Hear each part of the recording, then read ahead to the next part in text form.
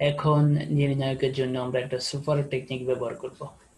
এতক্ষণ ধরে আমরা যে নিয়ম লিখছি আমরা এখন এই নিয়ম করব না, আমরা এখন একটা সুপার টেকনিক ব্যবহার করব। সুপ্রিয় শিক্ষার্থীবৃন্দ, তোমরা কিভাবে নৈর্ব্যক্তিকে নির্ণায়ক আনসার করবে মাত্র 1 মিনিট সময়ের মধ্যে।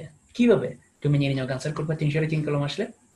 যদি তুমি এই ভিডিওটা ভালো করে দেখো তাহলে তুমি যে কোনো ধরনের নির্ণায়ক দ্রুততম সময়ে সঠিকভাবে আনসার বের করতে পারবা।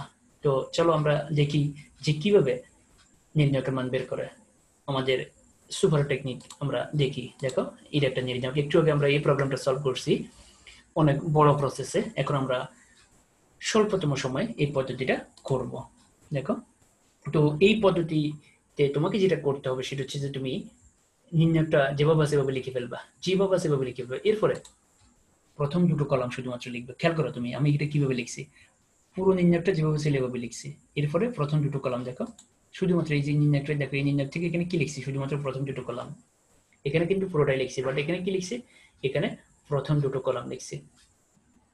ভালো করে দেখো, এই যে নির্ণায়কটা আমরা এখানে দেখলাম, এই নির্ণায়কটা প্রথমে তুমি পুরোটা লিখবা, গুণ তার পাশে তুমি নির্ণায়কের শুধুমাত্র প্রথম দুটো কলাম লিখবা। ব্র্যাকেট, এই যে ব্র্যাকেট দিলে দিবে, না দিলে নাই, কোনো সমস্যা নাই।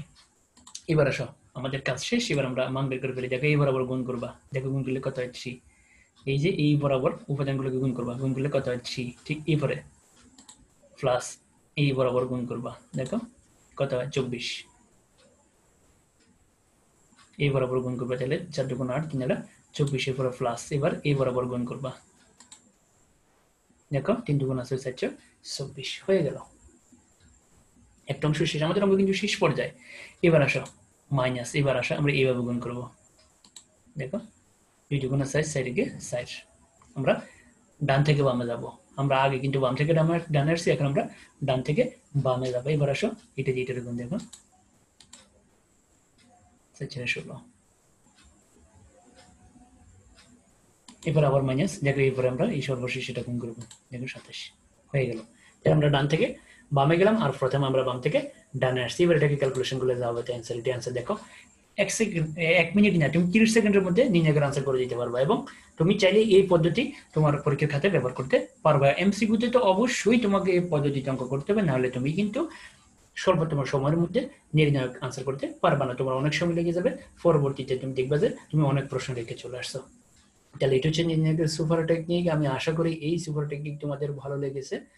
এই সুপার টেকনিক তোমরা এমসিকিউতে এবং সিকিউ উভয়টাতে তোমরা ব্যবহার করবা। তাহলে সুপার টেকনিক ব্যবহার করার সময় তোমাকে শুধু যেটা মনে রাখতে হবে, প্রথমে নির্ণায়কটা তুমি পুরোপুরি লিখবা, এরপরে তুমি নির্ণায়কের শুধুমাত্র প্রথম দুটো কলাম লিখবে। এরপরে দেখো ক্রস করে 3টে উপাদান, দেখো 3টে উপাদান কলম টান দিবে, কলম টান দিলে 3টে উপাদান যেখানে আসবো সেটাই তুমি গুণ করবে। দেখো প্রথম থেকে 3টে উপাদান, কলম টান দিবে 3টে উপাদান, দেখো 3টে উপাদান আর কোথাও আসবে না। তাহলে এই বাম থেকে যখন ডানে যাবো তখন সব প্লাস, আর ডান থেকে যখন আমরা সর্বডান থেকে আমরা যখন বামে যাবো তখন সব হবে মাইনাসের উপর ক্যালকুলেশন করলে যাবে তাই অ্যান্সার। এটার মান হচ্ছে 4। তাহলে আমরা পেয়ে গেলাম এই নির্ণায়কের মান হচ্ছে 4। তো আসলে তোমাদেরকে যে দুটো প্রবলেম সলভ করতে হবে, তোমরা এই দুটো প্রবলেম অবশ্যই সলভ করবে, তাহলে পুরো বিষয়টা ক্লিয়ার হয়ে যাবে। সুপ্রিয় শিক্ষার্থীবৃন্দ, ধন্যবাদ সবাইকে। তোমরা অবশ্যই সুপার টেকনিক ব্যবহার করবা।